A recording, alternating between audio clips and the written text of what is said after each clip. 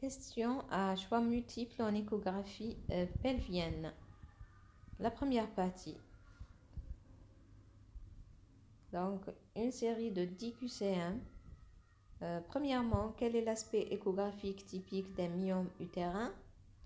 Hypoéchogène avec des contours nets, hyperéchogène avec des contours flous, isoéchogène avec des contours irréguliers, anéchogène avec des contours flous, hypoéchogène avec des contours nets, hyperéchogène avec des contours flous, isoéchogène avec des contours irréguliers, anéchogène avec des contours flous.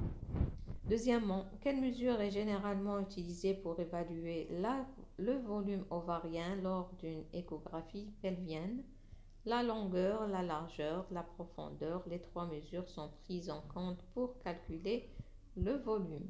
Donc, quelle mesure est généralement utilisée pour évaluer le volume ovarien lors d'une échographie pelvienne? La longueur, la largeur, la profondeur ou les trois. Troisièmement, quelle est la méthode la plus précise pour mesurer l'épaisseur de l'endomètre?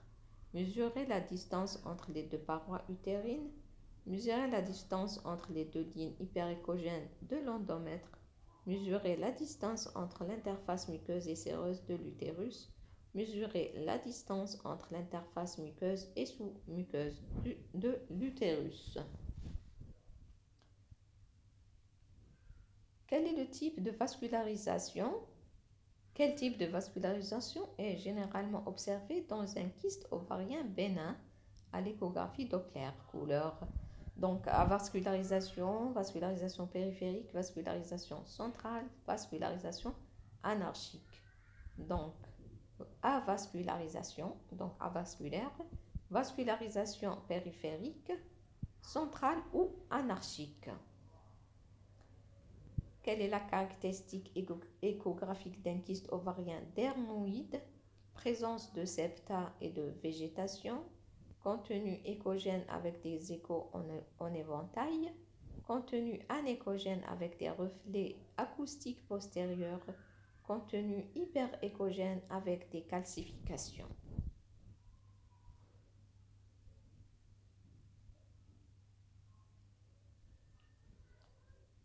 Sixièmement, quel est l'organe de référence pour évaluer la taille et la forme de l'utérus lors d'une échographie pelvienne? L'ovaire droit, l'ovaire gauche, la vessie, le rectum. Donc, quel est l'organe de référence pour évaluer la taille et la forme de l'utérus lors d'une échographie pelvienne? L'ovaire droit, l'ovaire gauche, la vessie ou le rectum?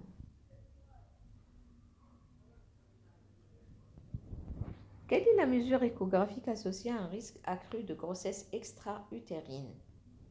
Épaisseur de l'endomètre supérieure à 5 mm, diamètre du sac gestationnel supérieur à 20 mm, absence de sac gestationnel à un taux de β-HCG de 1500 unités par litre, présence d'un nanotrophoblastique.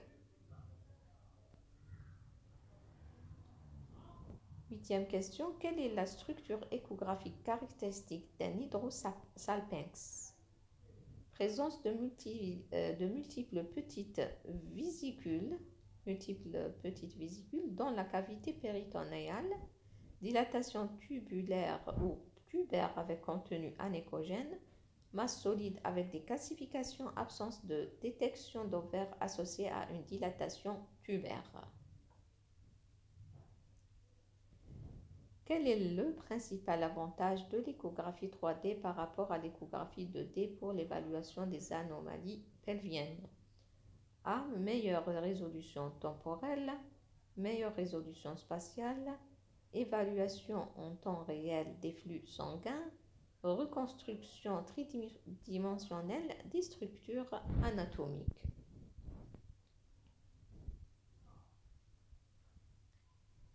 Quel paramètre Doppler est utilisé pour évaluer la vascularisation des masses pelviennes?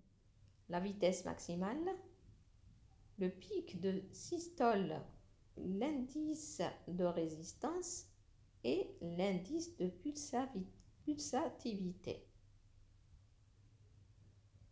Donc la vitesse maximale, le pic de systole, l'indice de résistance, l'indice de pulsativité.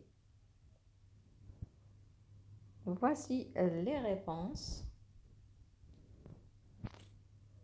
Préparez-vous bien, bon courage et à la prochaine. Ciao, ciao.